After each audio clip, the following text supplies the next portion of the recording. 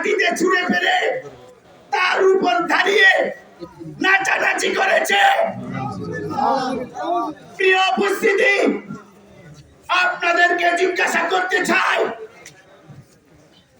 200 কোটি মুসলমানের এই বিশ্বে কুরআনকে অবমাননা করবে আর আপনারা কি বিধুর মতো বসে থাকবেন?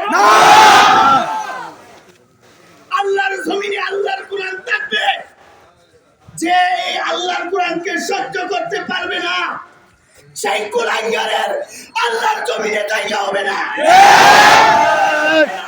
আল্লাহর জমিনে জায়গা হবে না। প্রিয় উপস্থিতি, আজকে অনেকে জিজ্ঞাসা করেন এই মামলার বাদীকে। এই মামলার বাদী আমি সুস্পষ্ট করে বলছি, বিশ্বের 200 কোটি মুসলমান আজকের এই কুরআনগারের মামলার বাদী। কুরআনগারের মামলার বাদী।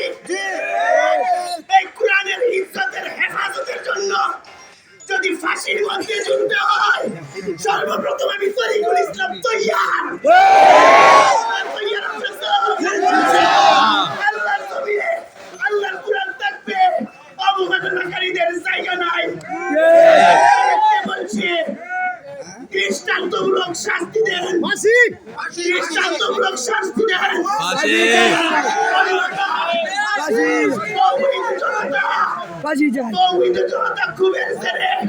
তাদেরকে আল্লাহর জমিন থেকে নিশ্চিহ্ন করে দেবে।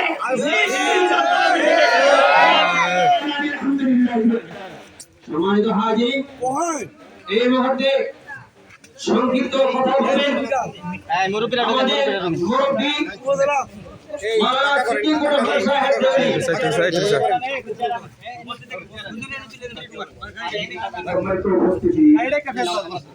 আমরা আজকে এই দুটো দিন আমরা দেখে আসছি।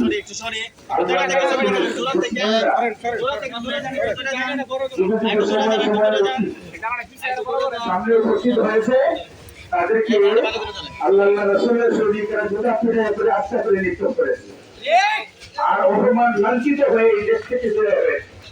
এটা নজির আছে। আমরা কোনোদিন কিছু পাবো না, আমরা কোনো সময় গাঁজায় যাবো না। কোন নাস্তিক, কোন দুষ্ট শয়তান ইসলামের বিরুদ্ধে, কোরআন সুন্নাহর বিরুদ্ধে যে আসক্ত গেল, মন্ত্রী মিনিস্টার রক্তপতি থেকে শুরু করে একবারে 20 বছর পর্যন্ত কাউকে ক্ষমা নাই, তার বিরুদ্ধে আমাদের অ্যাকশন চলবে ইনশাআল্লাহ।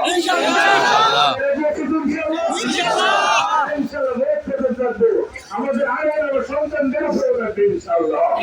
কেমন পর্যন্ত চলবে আমাদের সংগ্রাম। এই পর্যায়ে সংক্ষিপ্ত কথা বলবেন হযরত মাওলানা লুৎফুর রহমান সাহেব। সংক্ষিপ্ত বাণী। আসসালামু আলাইকুম ওয়া রাহমাতুল্লাহ। সম্মানিত তৌহিদি জনতা,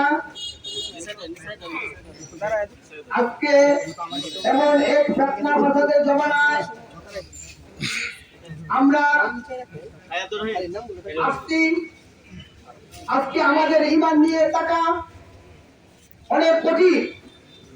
এমন অবস্থা, যেমন হাতের তালায় জ্বলন্ত আংরা রাখা যেমন কষ্ট, এর চেয়ে বেশি কষ্ট ঈমান নিয়ে থাকা। এই মুসলমান, আমাদের দেশে এই মুসলমান থাকার সত্ত্বে এই কোরআনের অবমাননা হবে।